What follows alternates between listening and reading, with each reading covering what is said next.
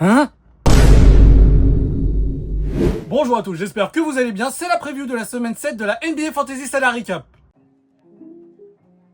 La semaine 6 a été fatale pour beaucoup de managers. Il fallait composer avec de nouvelles blessures et un calendrier atypique. J'ai aussi vu des rosters très étonnants. Certains ont misé sur un gros roster sur le jour 2, quitte à s'affaiblir en termes de qualité pour le reste de la semaine. Mais s'il y a bien une chose qui a été constante, ce sont les performances des joueurs qui assurent depuis le début de la saison. Il faut se reposer sur les valeurs sûres et continuer à être vigilant sur les rotations des différentes équipes NBA. La semaine qui arrive va très certainement rebattre des cartes, et ce pour une raison bien précise.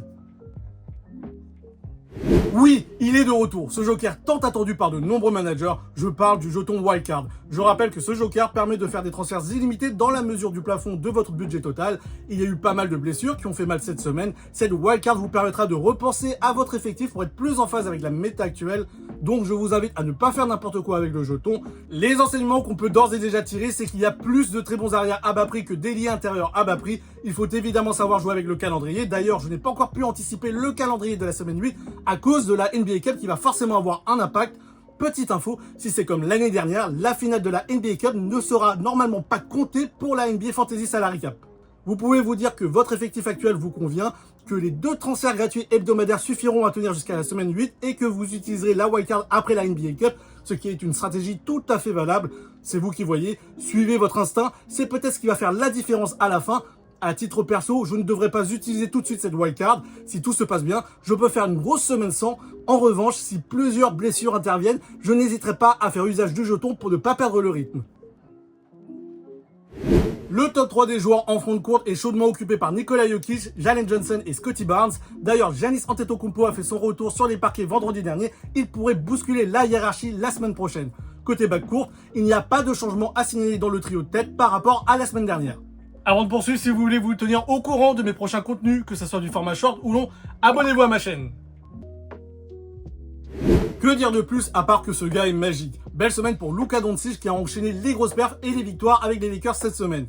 Jalen Williams a effectué son grand retour à OKC et sans restriction de minutes, il a livré de grosses performances contre les Suns et les Trailblazers, un joueur à suivre absolument dès à présent. La semaine dernière, j'ai hypé Scottie Barnes. Aujourd'hui, j'ai envie d'encenser Brandon Ingram. Le boulot qu'il fait aux Raptors est gigantesque. D'un point de vue fantasy, c'est un joueur qui a actuellement un excellent rapport qualité-prix. J'espère qu'il poursuivra dans cette lancée et qu'il sera épargné par les blessures. Jaylen Brown a réalisé une grosse semaine. Le joueur montre clairement que depuis le début de la saison, qu'il peut s'imposer en tant que fer de lance des Celtics en l'absence de Jason Tatum. Franchement, je crois que Boston est largement capable d'accrocher les play-ins à la fin de la saison. Et dernière chose, petit clin d'œil, les fans des Celtics peuvent remercier T-Mac de l'avoir convaincu de rester à Boston. En toute discrétion, Rich Shepard est monté en puissance au fil des semaines. Il enchaîne les grosses perfs et s'est même récemment installé de façon durable dans le 5 majeur des Rockets. Il est actuellement à 8,4 millions de dollars. Je mets ma main à couper qui va bientôt prendre de la valeur. Qualifié pour les quarts de finale de la NBA Cup, le Magic est dans un très bon run et ce sans Paolo Banchero. Son absence a permis à Anthony Black de s'élever à un tout autre niveau. Il devient une option intéressante à envisager dans votre backcourt. Il faut dire les termes, Zach Edey, quand il n'est pas blessé, il est très chaud. Hier contre les Kings, il sort une perf à 32 points, 17 rebonds et 5 contres. Le bilan des Timberwolves n'est pas dingue, mais Anthony Edwards se détache d'un point de vue individuel. Il a disputé 4 rencontres sur cette semaine 6 et à chaque fois, il a inscrit plus de 47 points fantasy. Je rappelle que cette revue des flops, ce n'est pas forcément pour dire qu'un joueur est mauvais. Pour le cas de Karl Anthony Towns, je dénonce son prix aberrant de 16,5 millions de dollars par rapport à sa rentabilité actuelle. On attend d'un joueur qui a ce tarif un retour sur investissement beaucoup plus important. L'année dernière, pour ceux qui jouaient à la NBA Fantasy, l'intérieur des Knicks avait un prix de 14,5 millions de dollars et il était nettement plus intéressant à avoir dans son effectif avec ce tarif-là.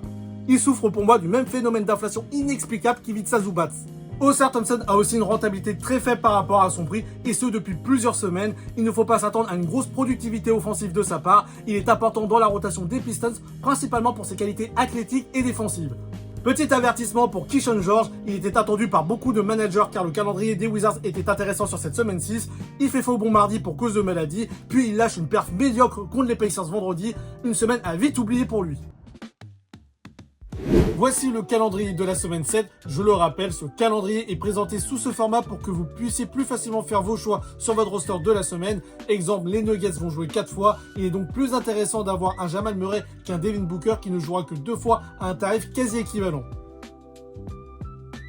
J'en ai parlé tout à l'heure, Anthony Black devient une option crédible, surtout à 7,9 millions de dollars, toujours dans la même range de prix. Julian Champagny vient de sortir d'une grosse semaine avec les Spurs, il est à surveiller de très près. Brandon Williams joue 4 fois cette semaine avec les Mavericks, c'est une très bonne option à envisager dans votre backcourt. Autre arrière intéressant, Pelle Larsson produit des belles statistiques pour quelqu'un qui a un temps de jeu de 23 minutes en moyenne. Le Suédois s'est fait une solide place dans la rotation du 8 et il coûte que 4,5 millions de dollars. Dominique Barlow a retrouvé sa place dans le 5 majeur des Sixers et il va continuer à progresser statistiquement, d'autant qu'il y a pas mal de blessures dans le secteur intérieur. Côté Kings, Maxime Reno profite de la blessure de Domantas Sabonis pour cumuler du temps de jeu. Il a d'ailleurs inscrit 19 points contre le Jazz la semaine dernière, son record de points en carrière. Seul hic, les Kings ne jouent que 2 fois cette semaine.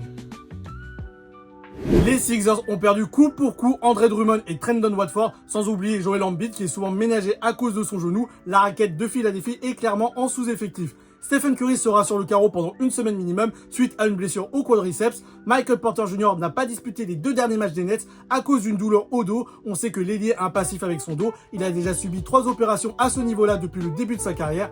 Raimi Raquel Jr. est écarté des terrains pour une blessure à l'aine et Isaiah Hartenstein va être absent au moins 2 semaines pour une blessure au mollet. Ça sera tout pour aujourd'hui. Si vous avez aimé la vidéo, n'hésitez pas à mettre un pouce bleu, ça m'aide beaucoup pour le référencement. Je vous dis à très vite pour une nouvelle vidéo. Ciao!